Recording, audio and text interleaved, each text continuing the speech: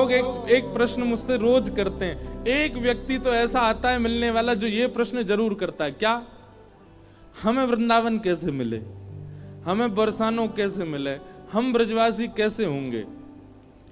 दो बातें हैं। पहली बात, यहां पे भूरी सखी क्या कह रही हैं, त्याग की भावना। हमसे सामान्य लोगों से गोलगप्पा तो छूट नहीं रहे, वो किशोरी जी के लिए क्या त्याग करेंगे। लोगों से प्याज लहसुन तो छूट नहीं रही, क्या त्याग करेंगे। संसार के विषय भोग पदार्थ तो छूट नहीं रहे, वो क्या त्याग करेंगे। जिसमें त्याग की भावना नहीं है, बिल्कुल नहीं त्याग सकता है। वो भूल जाए कि इस जन्म में वृंदावन ब्रज तो मुझे कभी प्राप्त नहीं हो सकता। और एक बात और कह दें, जिसने पूरा जीवन बिना त्याग के निकाल दिया, मतलब कुछ छोड़ ही नहीं पाया जीवन में, वो कभी किसी जन्म में ब्रज नहीं जा पाएगा। ब्रज उसी को प्राप्त होगा जिसको किशोरी जी ने यूं देख रखा हो कि हाँ भैया के अंदर त्याग की भावना है। संसार के समस्त पदार्थों को, समस्त आकर्षक करने वाली मायाओं को माया विष सम त्याग दे, तब किशोरी जी कहते हैं अब जे अधिकारी भयो ब्रज को।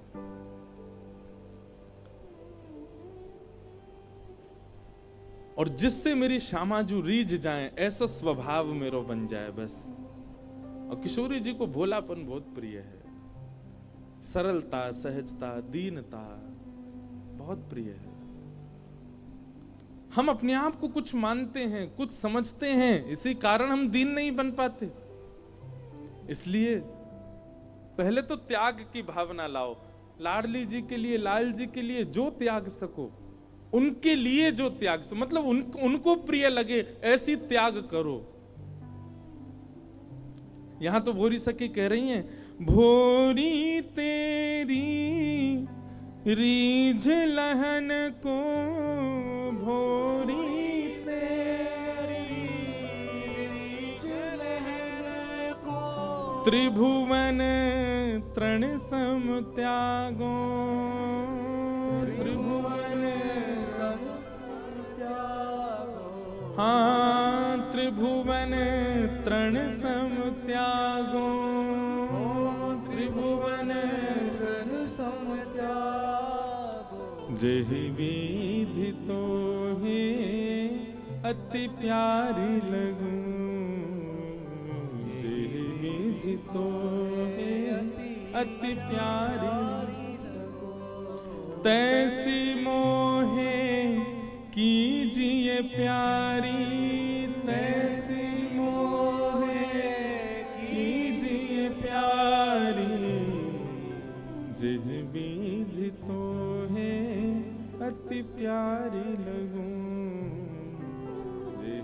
प्यारी लगूं भी नहीं, अति प्यारी लगूं। अति प्यारी क्यों? कभी श्री जी छोड़े ही नहीं। प्यारे को तो कभी कभी देख करके मन भर भी सके, पर अति प्यारे को देख के मन कभी नहीं भरता। अति प्यारी लगे। तो भैया हमारे ब्रज के भाव तो कुछ अलग ही हैं। ब्रज में तो मुक्ति की कोई कामना ही नहीं करे, मुक्ति उन्होंने सी खारी लागे। श्री राधा रानी के पग पग पे प्रयाग जहां, केशव की केली कुंज कोटि कोटि काशी हैं, यमुना में जगन्नाथ, रेणुका में रामेश्वर, तरु तरु पे पड़े रहत अयोध्या निवासी हैं। गोपिन के द्वार द्वार हरिद्वार बसत जहां, बद्री केदारनाथ फिरत दास दासी हैं। स्वर्ग अपवर्ग लेकर करेंगे हम क्या, जान लो हमें हम वृंदावन वासी। हम तो वृंदावन वासी हैं। अरे वृंदावन में कितने पुण्य मिलते हैं, ये पंक्ति सामान्य नहीं है। पग पग पे प्रयाग जहां, आप जितने स्टेप्स चलते हो वृंदावन में गिना करो, उतने प्रयाग जाने का, मतलब संगम नहाने का आपको फल मिल जाता है। अभी महाकुंभ आ रहा है, प्रयाग जाएगी पूरी दुनिया। पर वृंदावनवासी जो वृंदावन में रमण करें, वृंदावन में घूमते रहे, उनको पग पग पे प्रयाग जावे को, इसका मतलब ये नहीं कि प्रयाग नहीं जाओ, महाकुंभ में जाना। पर वृंदावन में आप जितने कदम चलते हैं उससे प्रयाग उतने कदम गिनिएगा, उतनी बार प्रयाग जाने का फल मिल जाता है। पग पग पे प्रयाग जहां, केशव की केली कुंज कोटि कोटि काशी। वहां सघन कुंजों का जब आप दर्शन करते हैं तो कोटि कोटि करोड़ बार काशी जाने का फल मिलता है। यमुना में जगन्नाथ, यमुना जी के दर्शन से श्री जगन्नाथ जी के दर्शन का फल मिलता है। रेणुका में रामेश्वर, यमुना जी के तट रेणु को माथे पर लगाने से रामेश्वर जाने का फल मिलता है। तरु तरु पे पड़े रहत अयोध्या निवासी हैं। जितने वृक्ष हैं उनकी तरु और उनके जो पत्र हैं उतने दर्शन वृक्ष के पत्रों का कर लो, उतनी बार अयोध्या जाने का फल मिल जाता है। गोपिन के द्वार द्वार हरिद्वार बसत जहां, जितने ब्रजवासियों के यहां जाओ उतनी बार हरिद्वार जाने का फल मिल जाता है। सोचो, बद्री केदारनाथ फिरत दास दासी। अब ये धाम वाले कई बार आपस में नोक झोंक हो जाती है, वृंदावन वाले अपने आगे कोई अगर समझे ही ना है।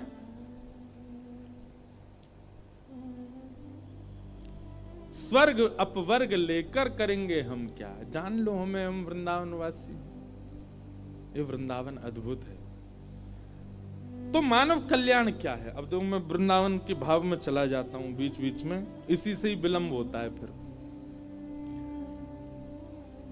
पुनश्च जन्म ना लेना, यही मानव कल्याण है। और उस कल्याण के लिए मैं क्या लिखूं, ये विचार कर रहे हैं श्री वेदव्यास जी। और इसी भावना में उन्होंने सब लिख दिया। तभी श्री नारद जी महाराज का आगमन हुआ।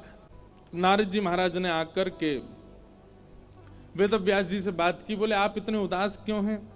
वेदव्यास जी बोले क्या करें, इतना सब कुछ लिख दिया, मन नहीं हमारा संतुष्ट हो रहा है। तब नारद जी ने एक बहुत सुंदर युक्ति बताई। बोले हम एक बात बताएं। बोले क्या? आपने एक कमी छोड़ी है अपनी लेखनी में। क्या? कि भवतानुदित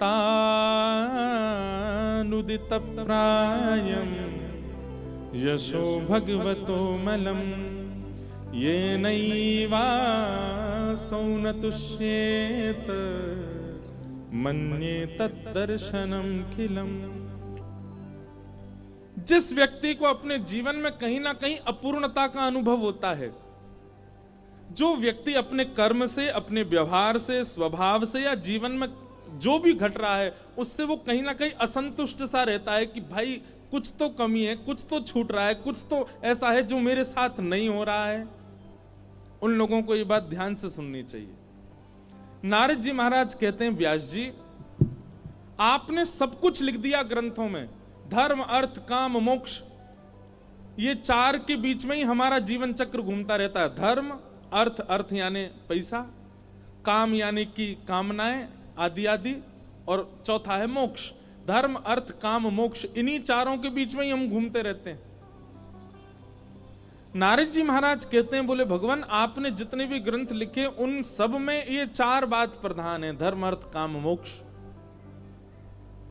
पंचम पुरुषार्थ को आप अपने जीवन में स्थान नहीं देते, इसलिए आप उदास रहते हैं। बोले पंचम पुरुषार्थ क्या है? प्रेम। क्या है? प्रेम। यदि प्रेम पंचम पुरुषार्थ आ जाए जीवन में, तो ये चार पुरुषार्थ जो हैं, धर्म अर्थ काम मोक्ष, ये कहीं ना कहीं गौड़ हो जाएंगे, प्रेम प्रधान रहेगा। हे नारद जी, आपने जितने भी ग्रंथ लिखे हैं ना, उसमें धार्मिक कृष्ण दिखाए, उसमें आर्थिक कृष्ण दिखाए, उसमें कामना पूर्ति करने वाले, कराने वाले कृष्ण दिखाए, उसमें मुक्ति प्रदान करने वाले मुक्ति दाता श्री कृष्ण दिखाए। आपने कहीं भी प्रेमी श्री कृष्ण नहीं दिखाए, इसलिए आपका मन अशांत है। वेदव्यास जी महाराज बोले मतलब? बोले आपने सब जगह श्री कृष्ण का प्रभाव दिखाया है, उनका स्वभाव नहीं दिखाया, उनके ऐश्वर्य को दिखाया है, उनके दीन वत्सलता को नहीं दिखाया। जो त्रिलोकी नाथ हैं, जो ब्रह्मांड नायक हैं, जो सहस्त्र भुजा, सहस्त्र चरण, सहस्त्र मुख वाले हैं भगवान, जो शेष नाग पर लेटते हैं, आपने उनके इस प्रकार के रूपों का वर्णन किया, पर गोबर की टिप्पी लगाने वाले कन्हैया का वर्णन किया आपने कहीं? एक बार एक गोपी गई यशोदा मैया के पास, मैया तो जाके बोली, मैया मेरे घर में सत्यनारायण भगवान की पूजा है आ रही है। मैया बोली तो गोबर को चौका लगानो है, आपकी एक गैया है, बाको गोबर बा में तो सुगंधी आवे, तो मेरो मन है कि आप आज्ञा करें तो नेक्स्ट वर्ष में गोबर ले जाऊं। अपने घर में नेक लेपन कर दे। मैया बोली गोबर भी कोई मांगे वाली चीज है, ले जा। ठाकुर जी चुपचाप सुन रहे थे। तुरंत ठाकुर जी बाहर निकल गया, काय को ले जाएगी मैया जी ऐसे? अरे लाला गोबर ही तो मांग रही है, तू काय को चिल्ला रहा है? मैया एक बात बता। बोले कहा, सानी कौन करे गौशाला में? बोले हम लोग करें। भूसा कौन खरीद के लामे? बोले हम लोग लामे। गैया कौन की? हमारी। भूसा कौन ने खायो? हमारी गैया ने। गोबर कौन कौन 100? हमारी गैया को तुझे क्यों लेके जाएगी? गोबर भी हमारे पास ही रहेगो। इतनी मेहनत करके हम बाकू भूसो खवामे और गैया पेट में ले जाके पचावे, फिर गोबर बन के निकारे और बाकू जी गोपी ले जाएगी। तो मैया पता है 33 करोड़ देवता रहे गैयान में, लेकिन इन 33 करोड़ देवता और पूरे ब्रह्मांड की इच्छा होती है लक्ष्मी प्राप्ति को। लक्ष्मी पतो कहां रे? गैया गोबर में। हम अपनी घर की लक्ष्मी ना देंगे या कोई आते मना कर दे। नारद जी बोले आपने वर्णन किया ऐसे कन्हैया का, जो गोबर के पीछे पूरे गोकुल में कलेश कर रहे हैं। गोपी बोली लाला मेरे घर सत्यनारायण की पूजा है, ले जान दे। बोले ठीक है ले जा, लेकिन बाकी बदरे कहा दे के जाएगी? बोले कहा दे जाऊं तू ही बता दे। बोले जितनो गोबर लेके जाएगी उतनो लोना मक्खन दे के जानो पड़ेगा। गोबर के बदले मक्खन मांग रहे हैं। ठीक है लाला दे दूंगी। अब मैया तो चली गई यशोदा मैया। बोले लाला तू माने ना, छोटी सी बात पर झरे लड़ा रहा हो, बता गोबर के पीछे कोई लड़े करे? और ठाकुर जी इतने ध्यान से खड़े हैं कि नेको ज्यादा नहीं ले जाए,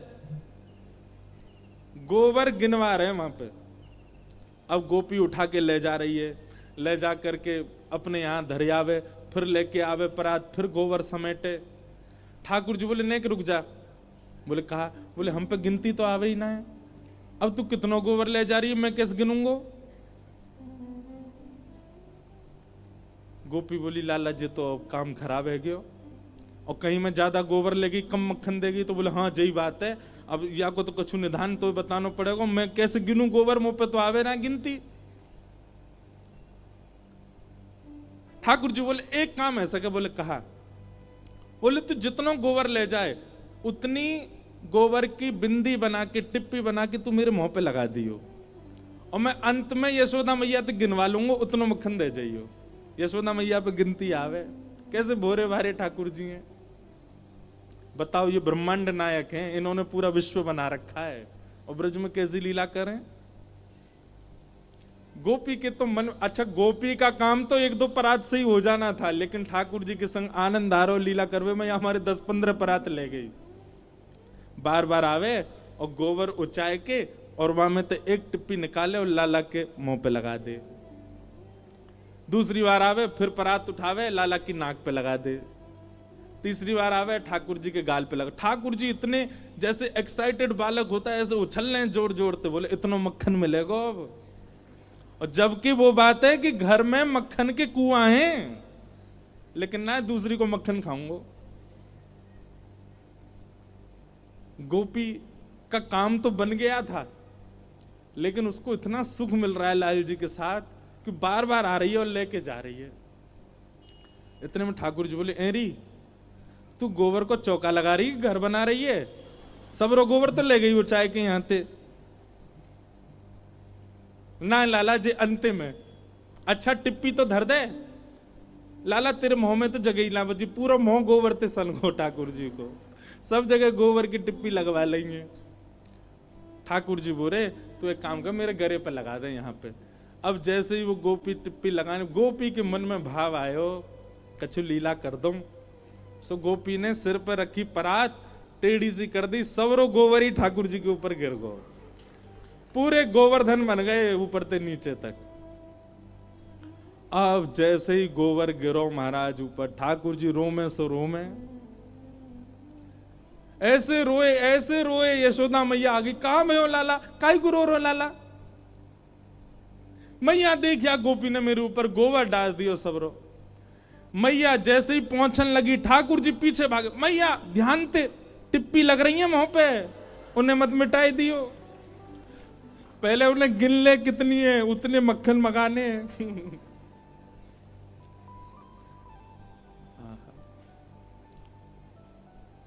कैसे कोई प्रेम ना करे इतने ऐसे स्वभाव वालों से। और वही नारद जी महाराज कह के जा रहे हैं, बताओ आपने ऐसी लीलाओं का कहीं वर्णन किया जहां परमात्मा श्री कृष्ण, परब्रह्म श्री कृष्ण, त्रिलोकीनाथ, जगत नियंता श्री कृष्ण ऐसी लीला कर रहे हैं।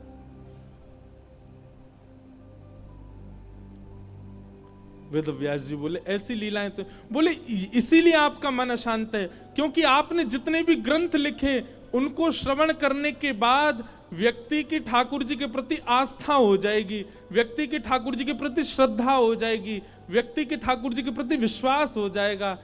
पर ऐसा कुछ लिखिए जिसके श्रवण के बाद व्यक्ति का ठाकुर जी के प्रति प्रेम हो।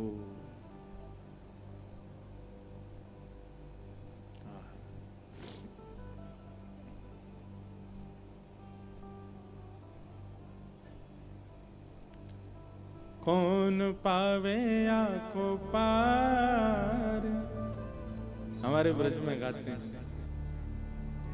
अरे कौन पावे आको पार, प्रेम ने दिया की सदा उल्टी बहे धार। कौन पावे आको पार, प्रेम ने दिया की सदा उल्टी बहे धार। कौन पावे आको पार, प्रेम ने दिया की सदा उल्टी बहे धार।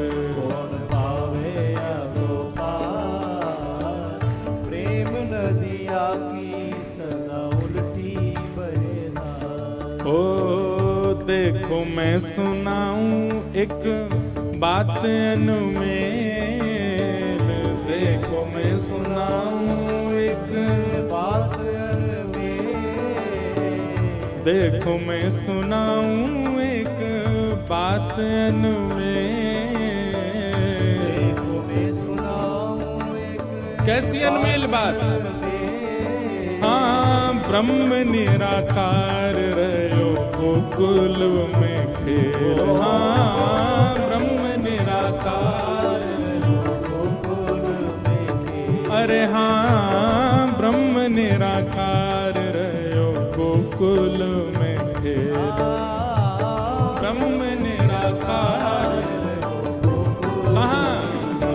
ओ नंद यशोदा के द्वार, यशोदा के द्वार, नंद यशोदा के द्वार, यशोदा के द्वार। हाँ, प्रेम ने दिया की सदा उल्टी बहे धार। कौन पावे आको पार, प्रेम नदिया की सदा उल्टी बहे। समझ में आ रही है ना बात? ये पद समझ में आ रहा है ना? कौन पावे या को पार, किसका पार? ब्रज की लीला का पार।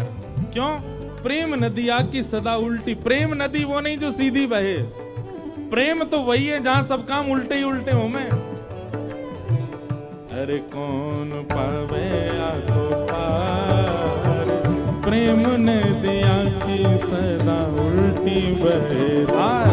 कौन पावे आको पार, प्रेम नदिया की सदा उल्टी बहे धार। हाँ, कौन पावे आको पार, प्रेम नदिया की सदा उल्टी बहे धार। कौन पावे आको पार, प्रेम नदिया की सदा उल्टी। लेखक कहते हैं, विष्णु अवतार विश्व पोषण करन, विष्णु अवतार विश्व पोषण कर। विष्णु अवतार विश्व पोषण करन, विष्णु अवतार विश्व पोषण कर। हाँ, सोई कर चोरियां अहिर भरन। सोई कर चोरियां अहिर भरन। ओ सोई कर चोरियां